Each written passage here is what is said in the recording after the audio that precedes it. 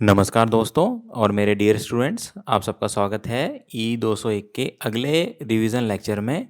तो इससे पहले मैंने जो लेक्चर लिया था रिवीजन पार्ट 1, जिसमें आपने देखा था डायोड के बारे में मैंने रिवाइज़ कराया था, उसके कुछ बेसिक पॉइंट्स रिवाइज़ कराए थे। आज हम जो दूसरा रिवीजन लेक्चर है उसमें हम देख रहे हैं half wave and full wave rectifiers. मैं स्टूडेंट्स को कहना चाहूँगा कि इसके बाद में एक और मैं फाइनल लेक्चर बनाऊँगा ट्रांजिस्टर, एज़ आप लोगों ने रिक्वेस्ट किया था जो क्लास में। इसके बाद हम आगे बढ़ेंगे। तो आज हम देखते हैं half wave and full wave rectifiers. जैसे कि आप देख रहे हैं स्टूडेंट्स, रेक्टिफायर क्या होता है? रेक्टिफायर एक हमारा इलेक्ट्रिकल या इलेक्ट्रॉनिक डिवाइस होता है जो कि ऑल्टरनेटिंग करंट यानी एसी को कन्वर्ट करता है डीसी में। लेकिन मैंने इसमें एक चीज़ जोड़ी थी कि जो भी एसी और जो डीसी का जो कन्वर्शन होता है वो फ़िल्टर की सहायता से होता है। यानी जो रेक्टिफायर अगर हम सिंपली यूज़ कर रहे हैं तो उसके अंदर जो हमारा एसी है उसका आउटपुट होता है पल्सेटिंग डीसी। ठीक है। फिर हम देखते हैं there are two types of rectifiers, namely एक तो हाफ वेव रेक्टिफायर, दूसरा फुल वेव रेक्टिफायर। अब अगर हम हाफ वेव रेक्टिफायर की बात करें तो जिसके अंदर हमारे एक हाफ साइकिल के लिए तो वो ऑन रहता है रेक्टिफायर और दूसरी हाफ साइकिल के लिए वो ऑफ रहता है। तो the process of removing one half of the input signal to establish a DC level is called half wave rectification. In half wave rectification, the rectifier conducts current during positive half cycle। हालांकि ये ज़रूरी नहीं है। अगर हम diode की position को circuit में इस तरीके से रखें कि वो पॉजिटिव के लिए तो बंद रहे और नेगेटिव के लिए ऑन रहे, तो वो भी हाफ वेव रेक्टिफायर ही है। तो ये आपका कुछ आपका हाफ वेव रेक्टिफायर सर्किट है। जैसे कि आप देख पा रहे हैं, पॉजिटिव साइकिल में हमारा डायोड ऑन होता है तो वो करंट कंडक्ट कर रहा है। राइट हैंड साइड में आप जैसे कि देख पा रहे हैं कि आपको आउटपुट मिल गया। सिमिलरली ये करंट और ये वोल्टेज का है ग्राफ। आपने इनपुट देखा इस तरीके से गया और नेगेटिव साइकिल के लिए जो साइकिल जो आपको दिख रही है ये यहाँ पर मौजूद नहीं है। फिर हम आगे बढ़ते हैं operation. AC voltage across secondary terminals A B changes. जैसे कि आपको मैं पहले बता चुका हूँ, अभी मैं इस पॉइंट को स्किप कर रहा हूँ, फिर भी मैं आपको इन शॉर्ट में बता देता हूँ। जैसे ये अगर पॉजिटिव हाफ साइकिल आएगी तो यहाँ पर ए पॉइंट जो टर्मिनल जो इससे अगली स्लाइड में भी आपने देखा, यहाँ पर आपको पॉजिटिव और बी पे आपको नेगेटिव। तो यहाँ पर डायोड पॉजिटिव तो ये कंडक्ट करेगा, शॉर्ट सर्किट हो जाएगा। शॉर्ट सर्किट मतलब यहाँ से करंट फ्लो होगा और आपको आउटपुट मिलेगा। नेगेटिव साइकिल में यहाँ पर नेगेटिव, यहाँ पर पॉजिटिव, क्योंकि यहाँ पर नेगेटिव है तो डायोड ओपन सर्किट की तरह बिहेव करेगा। ये इसका एक ऑपरेशन होता है हाफ वेव रेक्टिफायर का। फिर हम आगे बढ़ते हैं। Output frequency of half wave rectifier क्या होती है? दरअसल जो हमने इनपुट दी उसी के कॉरस्पॉन्डिंग हमारी आउटपुट फ्रीक्वेंसी होती है। यानी अगर मान के चलिए आपका इनपुट एसी सिग्नल, अगर हम होम की बात करें, जनरल हमारे घर की बात, जो कि 50 हर्ट्ज़ का होता है, तो आउटपुट भी 50 हर्ट्ज़ का मिलेगा।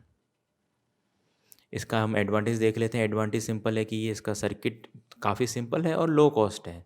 अगर डिसएडवांटेज की बात करें तो पल्सेटिंग करंट जो कि जैसा मैं कह रहा था, इन आउटपुट कंटेंस एसी कंपोनेंट्स, यानी एसी कंपोनेंट इसमें स्टिल मौजूद होता है।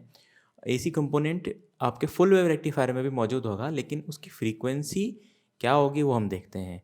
यहाँ पर जो उसकी फ्रीक्वेंसी है वो जो सप्लाई फ्रीक्वेंसी है उसके इक्वल है। सो फिल्टरिंग इज़ नीडेड, यानी इसमें तो फिल्टरिंग की बहुत ज़्यादा ज़रूरत पड़ती है।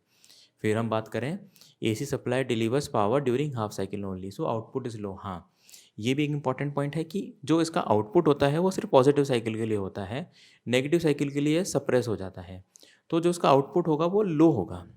ठीक है, हम अब आगे देखते हैं फुल वेव रेक्टिफायर।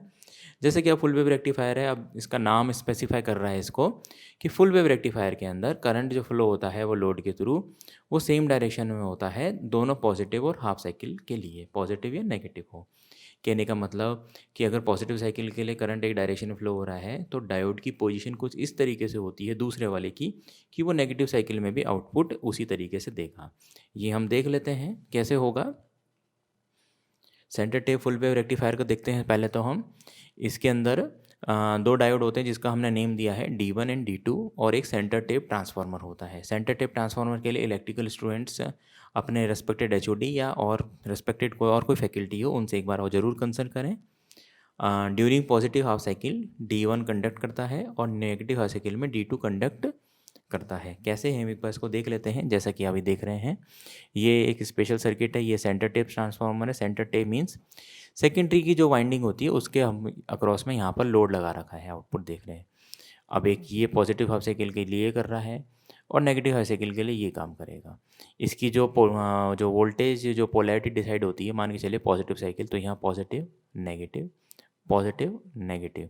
अब क्योंकि यहाँ पर नेगेटिव है तो ये डायोड ऑफ, यहाँ पॉजिटिव है तो ये डायोड ऑन। नेगेटिव साइकिल के लिए बात करें, नेगेटिव पॉजिटिव नेगेटिव पॉजिटिव। अब क्योंकि ये पॉजिटिव है तो ये डायोड ऑन। तो इस तरीके से हमें दोनों साइकिल के लिए हमें आउटपुट मिल रहा है और आगे कॉरस्पॉन्डिंगली चल रहा है। अब फुल वेव ब्रिज रेक्टिफायर की बात करें तो ब्रिज का मतलब यहाँ पर 4 डायोड ब्रिज की फॉर्म में कनेक्टेड होते हैं। कैसा, मैं आपको दिखा देता हूँ कुछ इस तरीके से। मैं स्टूडेंट्स को बोलूँगा कि एक बार इसकी वर्किंग को समझें। पॉजिटिव साइकिल में कौन कौन से डायोड ऑन होंगे और नेगेटिव साइकिल में कौन कौन से डायोड ऑन होंगे, और आउटपुट बना के देखें। आउटपुट फ्रीक्वेंसी जो फुल वेव की होती है वो डबल होती है, यानी जो रेक्टिफाइड आउटपुट होता है वो हमारे 2 टाइम्स ऑफ इनपुट के इक्वल होता है, जिससे हम फिल्टरिंग की इसकी भी हमें ज़रूरत पड़ती है।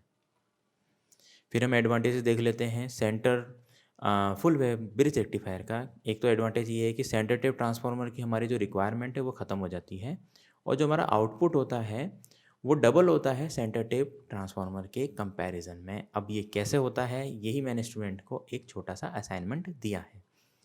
डिसएडवांटेज क्या होता है इसका, इसके अंदर 4 डायोड की रिक्वायरमेंट होती है। जो इसका इंटरनल रेजिस्टेंस वोल्टेज ड्रॉप होता है वो सेंटर टेप सर्किट से ज़्यादा होता है। तो ये कुछ हमारे पर्टिकुलर पॉइंट्स हुए। फाइनली हम कंपैरिजन में आ गए। तो कंपैरिजन में हम जैसा देख पा रहे हैं, number of diodes half wave में 1, फुल वेव में 2, और ब्रिज भी इज़ ऑल्सो फुल वेव, उसमें हमने 4।